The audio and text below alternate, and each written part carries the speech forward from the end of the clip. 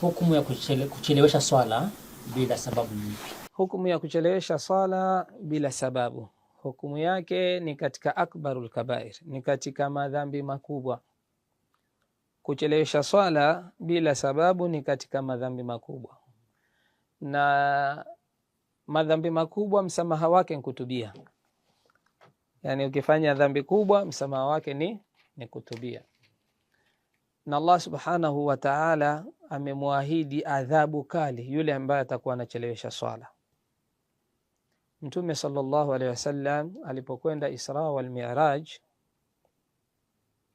alienda kawaona watu turdha'u ru'usahum, wanapondopondo vichwa vyao.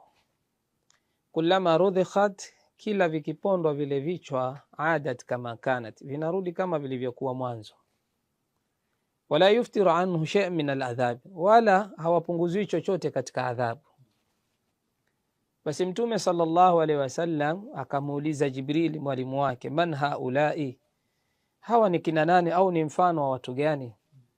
Jibril akamwambia Mtume sallallahu alaihi wasallam, haulai, mfano wa watu hawa watakaopewa adhabu kama hii ni wale ambao kwamba yatahawanuna ani salat, ni wale ambao wanapuuza swala zao. Abdullah ibn Abbas katika kutafsiri yatahawanuna ani salat, yani wenye kupuuza swala zao, akasema ni wale ambao yusalluna salata dhuhri wakta al-asri, ni wale watu ambao wanaswali swala dhuhuri anaiswali alasiri, alasiri anaiswali magharibi, kwa maana ya kwamba wanaswali lakini kuswali kwao bitaakhuri, ni kwa kuchelewesha. Wanaswali kwa kuchelewesha, watakuwa kwenye hali kama hiyo. Na Allah tabaraka wa taala akasema katika suratul Maun, fawailun lilmusallin, ole wao wenye kuswali swali, sio ole wao wenye kuswali. Maana kuna tofauti ya wenye kuswali swali. Akatafsiri pia Ibn Abbas, fawailun lilmusallin, ole wao wenye kuswali ni wale ambao yatahawanuna ani sala, wanapuuza zile sala zao. Na neno fawailun, ulama wa tafsiri wanasema neno wailun, ole wako, wadu min wadi jahannam, ni jangwa miongoni mwa majangwa ya motoni. Lau suyiratil jibalu dunya la dhabat min shiddati harriha, lau haya majabali yote ya dunia tunayoyafahamu kwa ukubwa wake yakatiwa kwenye joto la jahannam, yangeliyayuka.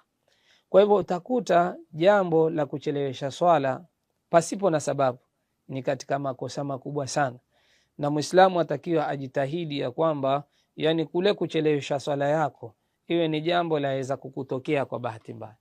Mmoja katika masahaba siku moja aliwahi kwenda kuswali swala ya alfajiri kwa kuchelewa. Basi aliona haya kabisa kuonana na watu kwa sababu amechelewa katika ile swala ya alfajiri. Kwa hivyo hukumu ya mwenye kuacha kuchelewesha swala amefanya katika madhambi makubwa, au ametekeleza madhambi makubwa, na atakiwa atubie kwa Allah tabaraka wa taala. Wallahu a'lam. Hii ni An-Nisaa TV.